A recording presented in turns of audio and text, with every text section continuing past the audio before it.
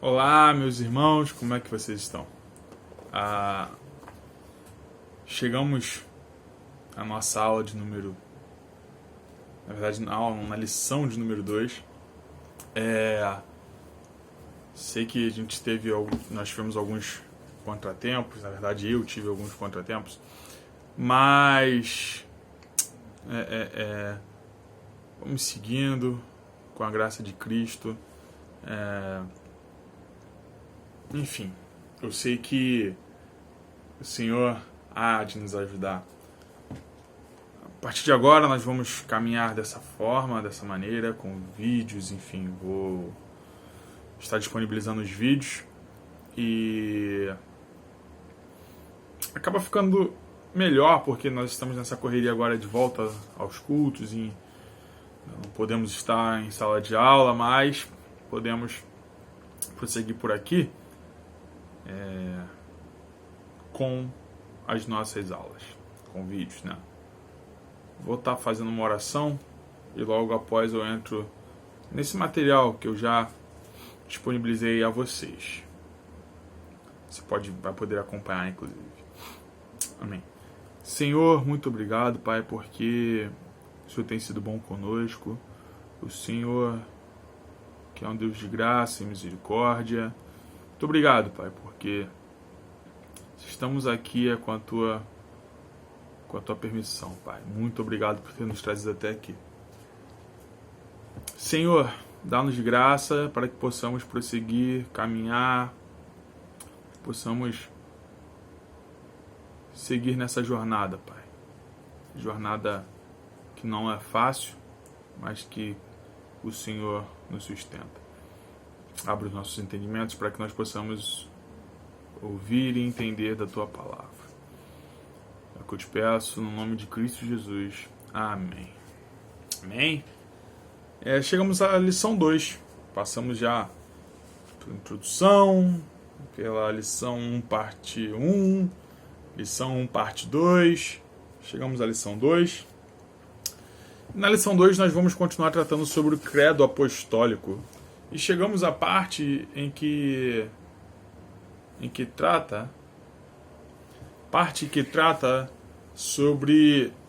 ainda sobre o credo, né? Nós estamos falando sobre o credo apostólico. Falamos que cremos em Deus Pai Todo-Poderoso, Criador dos céus e da terra. E já tratamos sobre criação, sobre o porquê de Deus Pai. Você pode estar ouvindo os áudios das aulas passadas. Deixa eu me ajeitar aqui. Você pode estar ouvindo os áudios das aulas passadas, que nós tratamos sobre isso, nós falamos quem é nosso Deus, falamos sobre a criação, e agora vamos começar a falar sobre Jesus. E em Jesus Cristo, seu único Filho, nosso Senhor. Quando nós falamos disso, é muito importante que nós vamos começar, como você está vendo, a falar sobre a identidade de Jesus. Quem é Jesus? O que Jesus fez? Por que cremos em Cristo Jesus? E aí vamos lá. Vamos ler um trecho que está em Mateus 16, do 13 ao 17. Capítulo 16 de Mateus, dos versículos 13 ao 17, que diz: Chegando Jesus à região de Cesareia de Filipe, perguntou aos seus discípulos: Quem os outros dizem que o Filho do Homem é? Eles responderam: Alguns dizem que é João Batista, outros Elias, e ainda outros Jeremias, ou um dos profetas. E vocês? Perguntou ele.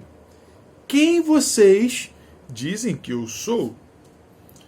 Simão Pedro respondeu: Tu és o Cristo, o Filho do Deus vivo. Tu és o Cristo, o Filho de Deus vivo. Respondeu Jesus: Feliz é você, Simão, filho de Jonas, porque isto não lhe foi revelado por carne ou sangue, mas por meu Pai que estás no céu. Isso nós encontramos no material que nós acabamos de ver. Esse versículo está aí destacado. Então, a gente continua vendo que desde a primeira vinda, Jesus, como diz, desde a primeira vinda de Jesus à Terra, muitos têm debatido sobre a verdadeira identidade. Durante a sua vida, especulava-se que fosse um pregador dentre muitos na longa história de profetas em Israel. Após a sua morte e ressurreição, várias figuras na história da igreja ofereceram alternativas. Alguns creram que ele foi um homem nascido igual a nós, que herdou o título de Filho de Deus, através de sua obediência e mérito. Outros creram que ele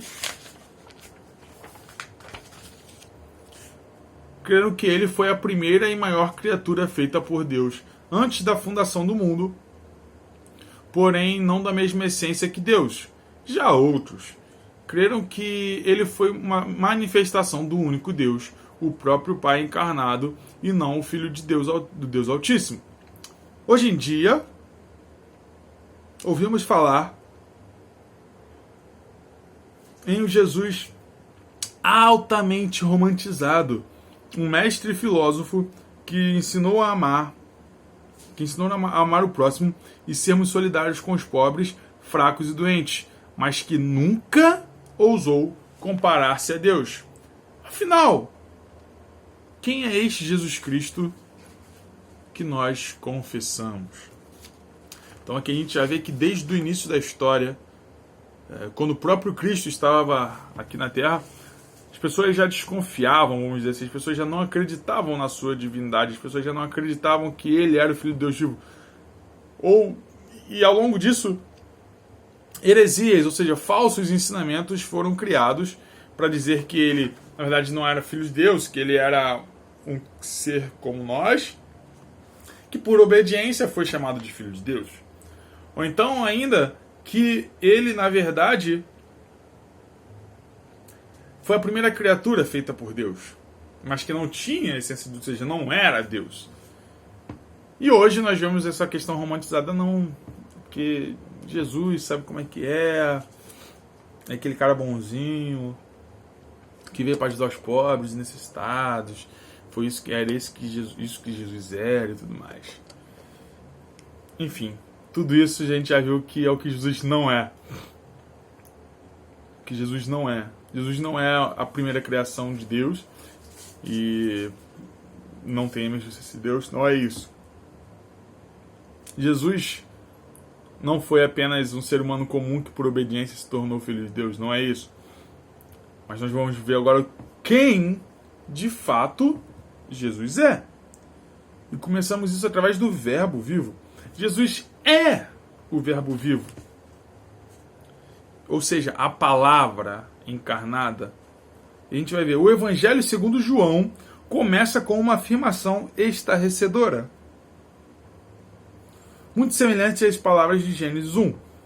No princípio era o Verbo, e o Verbo estava com Deus, e o Verbo era Deus. Ele estava no princípio com Deus. Todas as coisas foram feitas por intermédio dele. E sem ele, nada do que foi feito se fez. Isso está lá em João 1, Evangelho de João, capítulo 1, os versículos 1 a 3. Em algumas frases, João desmente várias opiniões sobre a pessoa de Jesus. O primeiro, o Verbo existia desde o princípio, ou seja, Jesus, ele existe desde o princípio, desde antes da fundação do mundo, desde, como a gente tem falado, desde a eternidade passada. Ou seja, Jesus, ele já existia. Portanto, não poderia ser um homem qualquer nascido como nós. Ou seja, Jesus não foi apenas uma pessoa que, como nós, nasceu normalmente, daí então, ele, aí por obediência, ele se tornou o Filho de Deus. Não! Jesus ele já existia desde o princípio, ou seja, ele estava com Deus na criação. E nós vamos ver isso agora. Segundo, o Verbo estava com Deus, ou seja, Jesus, o Verbo encarnado, a palavra encarnada, estava com Deus. Logo, não poderia ser a mesma pessoa que o Pai. E aí também é outra questão. Jesus não é o Pai. E o Pai não é Jesus. Ou seja, Jesus não foi apenas uma pessoa que veio... Não foi o Pai em forma de pessoa que veio à Terra.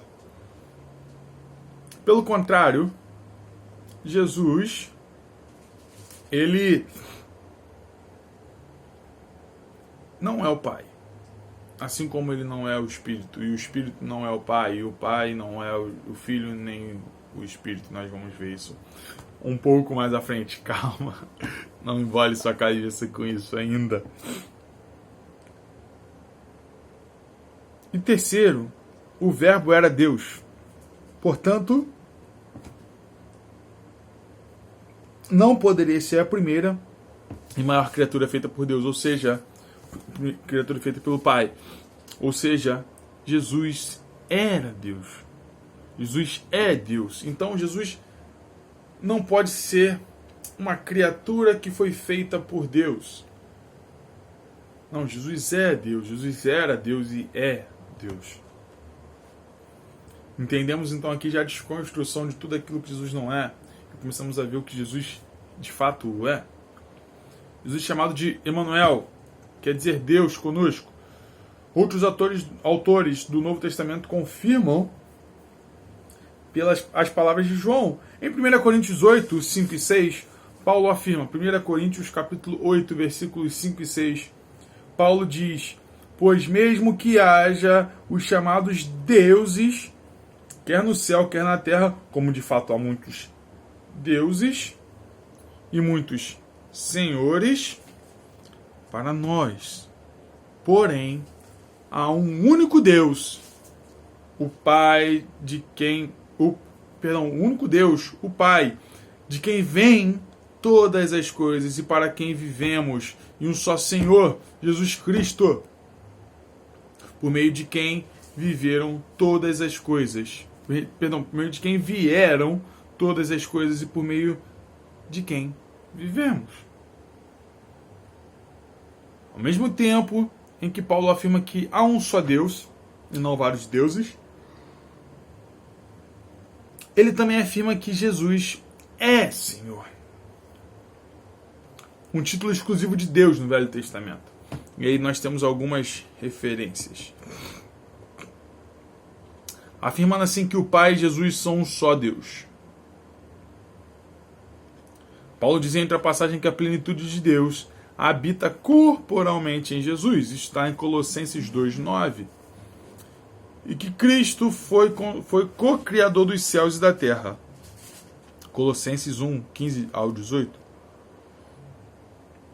Ou seja, o Deus revelado no Velho Testamento que criou o universo e habitou em meio ao povo de Israel, fez-se presente aqui na terra em forma humana. Jesus Cristo é Emanuel, Deus conosco.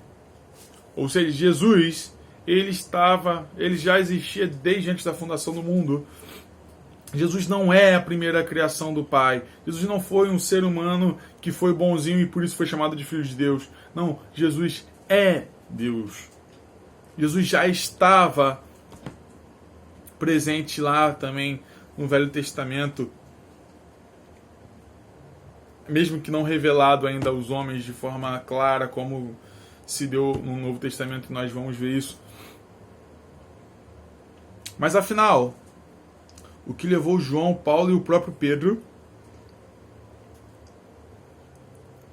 Perdão, irmãos, é que eu cheguei do trabalho um pouco cansado. Mas afinal, o que levou João, Paulo e o próprio Pedro a afirmarem que Jesus era o Cristo, o Filho do Deus vivo? O que levou eles a falar isso? O que leva uma pessoa afirmar que Cristo é o Filho do Deus vivo.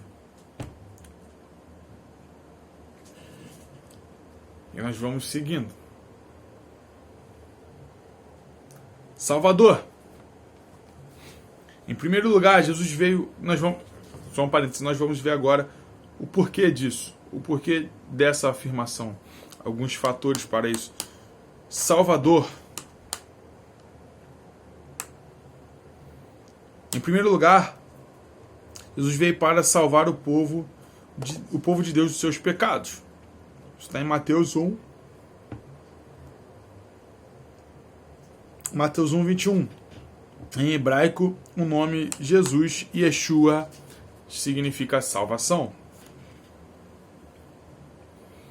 Ele mesmo exerceu essa autoridade ao perdoar os pecados daqueles que buscaram nele a cura das suas enfermidades, tornando-se assim motivo de escândalo para os judeus do primeiro século, que sabiam que só Deus tinha tal autoridade. Isso está em Marcos 2, do 1 ao 12. E que nós vemos a Jesus como o Salvador. Nós vemos Jesus como aquele que veio para salvar a você e a mim dos nossos pecados. Porque quando nós vamos ver em Efésios 2, nós estávamos mortos em nossos delitos e pecados. Nós merecíamos, você e eu, nós merecíamos a condenação eterna por conta do nosso pecado.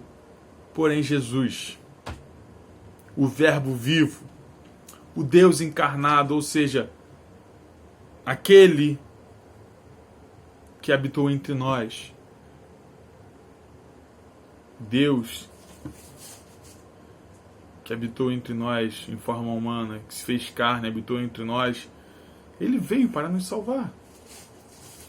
E por isso nós estamos aqui hoje, podendo assistir essa aula, participar dessa aula, dessa classe, porque ele salvou a você e a mim. E glórias a ele por isso. Ele perdoou os seus e os meus muitos pecados. E é nisso que nós cremos, porque é assim que as Escrituras nos afirmam. Então, Jesus é Verbo vivo, Emmanuel. Jesus é o nosso Salvador. Amém? Jesus também é o Cristo. E segundo, Jesus foi ungido pelo Espírito Santo e enviado pelo Pai. Isso está lá em Mateus 3, do 13 ao 17. Para ser um profeta, ele foi enviado pelo Pai para ser um profeta para a nação de Israel. Um sacerdote que purificasse o povo dos seus pecados. E um rei que governasse sobre esta nação. Essas três funções são discutidas mais a fundo na lição 4. Isso a gente vai ver um pouco mais adiante. Jesus como sacerdote, como profeta, sacerdote e rei. Israel já teve outros profetas antes de Jesus. Isaías, Jeremias, Ezequiel. Sacerdotes como Arão e os levitas. Os reis, Saul, Davi e Salomão. Ungidos por Deus para liderar o seu povo. Porém, nenhum outro profeta havia falado com tanta autoridade sobre Deus como Cristo. Nenhum outro sacerdote havia vivido uma vida sem pecado e oferecido a sua própria vida para salvar o povo de Deus. E nenhum outro rei, nem mesmo Davi, chamado homem segundo o coração de Deus, nenhum outro rei havia vencido a morte e Satanás. Nós vemos isso em 1 Coríntios 15, 20 e 28. Eu peço que você abra a sua Bíblia lá. 1 Coríntios, livro do Novo Testamento. Mateus, Marcos, Lucas, João, Atos, Romanos, 1 Coríntios. 1 Coríntios, capítulo 15, versículos 20 ao 28. que nos diz, 1 Coríntios 15, 20, mas de fato Cristo ressuscitou dentre os mortos, sendo ele as primícias dos que dormem. Visto que a morte veio por meio de um homem, também por meio de um homem veio a ressurreição dos mortos. Porque assim como em Adão todos morrem, assim também todos serão vivificados em Cristo. Glória a Deus. Cada um, porém, na sua ordem. Cristo as primícias, depois os que são de Cristo na sua vinda. E então virá o fim, quando ele entregar o reino a Deus e Pai. Quando houver destruído todo o principado, bem como toda potestade e poder, porque é necessário que ele reine até que tenha posto todos os inimigos debaixo dos seus pés. O último inimigo a ser destruído é a morte, porque ele sujeitou todas as coisas debaixo dos seus pés. E quando diz que todas as coisas lhe estão sujeitas, certamente exclui aquele que tudo lhe sujeitou. Quando, porém, todas as coisas lhe estiverem sujeitas, então o próprio Filho também se sujeitará àquele que todas as coisas lhe sujeitou, para que Deus seja tudo em todos. Aleluia! Então, meus irmãos, nós vemos que Cristo, ele venceu a morte e venceu Satanás. E de fato, Jesus é o Cristo, o Filho do Deus vivo. Cristo é um título que no grego significa ungido. Ungido de Deus. Jesus também é filho. E vemos, terceiro, tanto o Pai quanto Jesus afirmam que ele era o Filho de Deus. Tanto no batismo de Jesus quanto na sua transfiguração, o Pai afirmou claramente que Cristo é o seu Filho amado, em quem ele se compraz. Isso está lá em Mateus 3, 17 e 17, 5. O próprio Jesus declarou ser igual a Deus, motivo pelo qual os judeus procuravam matá-lo, quando Jesus diz que ele é igual a Deus, mesma essência de Deus, que ele também é Deus. Isso lá em João 5, 18. Ele mesmo disse, eu e o Pai somos um. João 10, 30. E quem crê em mim, não crê apenas em mim, mas naquele que me enviou. Quem me vê, vê aquele que me enviou. Está lá no Evangelho de João, capítulo 12, versículos 44 e 45. Ou seja, Jesus é o Filho de Deus, o Filho do Deus vivo. E Jesus é Deus. Olha que maravilha, meus irmãos.